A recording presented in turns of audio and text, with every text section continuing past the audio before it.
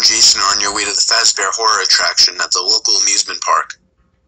Apparently they're getting it all set up for the Halloween season, so it's in kind of a demo stage right now. Your friend Jason tells you that it's supposed to be a standard haunted house type attraction, only themed to the Freddy Fazbear Pizzeria and the horrific events that occurred inside of that place. It's decorated with actual props from the place, which should be pretty cool. It's been 30 years since the place shut down, and yet rumors and theories about what happened there are still lurking the internet. You and Jason have been obsessed with the Freddy Fazbear mysteries your whole lives, and this seems like the closest the two of you will ever get to experiencing the supposed horrors that went on behind the closed doors of the restaurant. They even claim to have found an actual animatronic from the place in working condition, one that was more of an unused Scrappy. The two of you did a little research and found out that the animatronic was actually nicknamed Springtrap. There wasn't much else info on it though. It seemed to be relatively unknown. You arrive at the park at around 11:30. You didn't want to come this late, but this is the only night that Jason would be available to go. The park closes at midnight, so you should have plenty of time to get through the attraction and leave.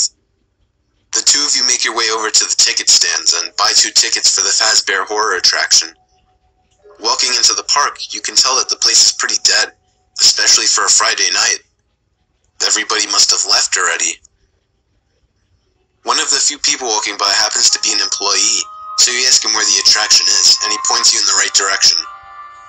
Moving in that direction, it doesn't take long until you see the big glowing sign reading Fazbear, the horror attraction, with a big illuminated Freddy Fazbear head moving its mouth up and down above the door.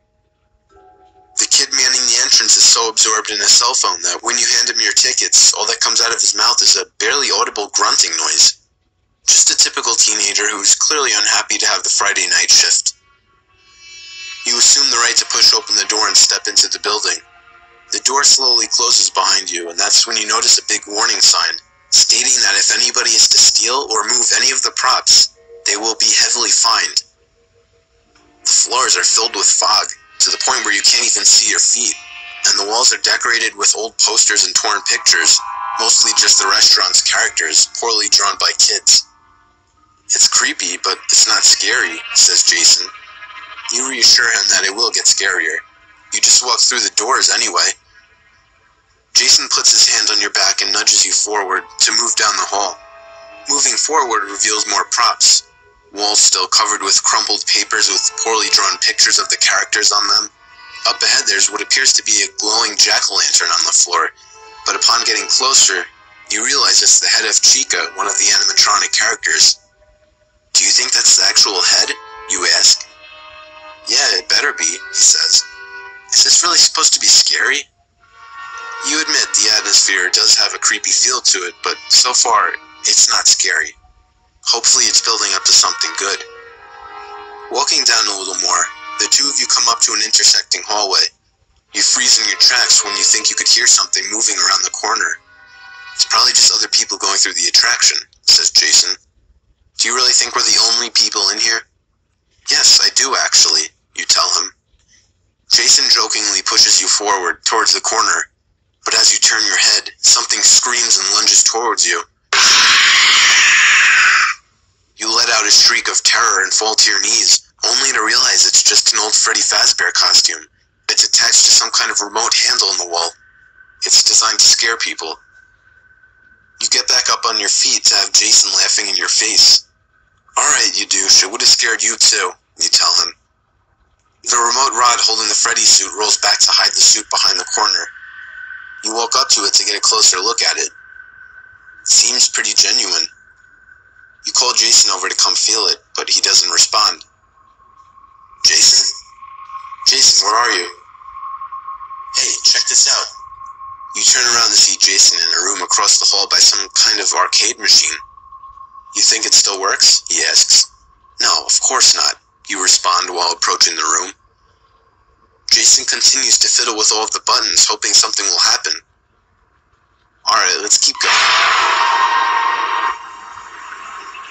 Your heart skips a beat at the sight of a demonic face popping up on the screen of the game. You turn to see Jason's face, noticeably full of fear. Wow, that got me, he says. Let's keep going, it seems to be getting better. You keep walking down the halls, and suddenly you notice there's no more fog on the ground. They must have turned off the fog machines for whatever reason. They definitely paid attention to detail with the place. There are papers all over the walls, scattered across the floor, fake bloodstains on the tiled floor, even pipes and wires dangling from the ceiling to give it a broken down look. It almost feels as though it's the real restaurant. Of course, you wouldn't really know.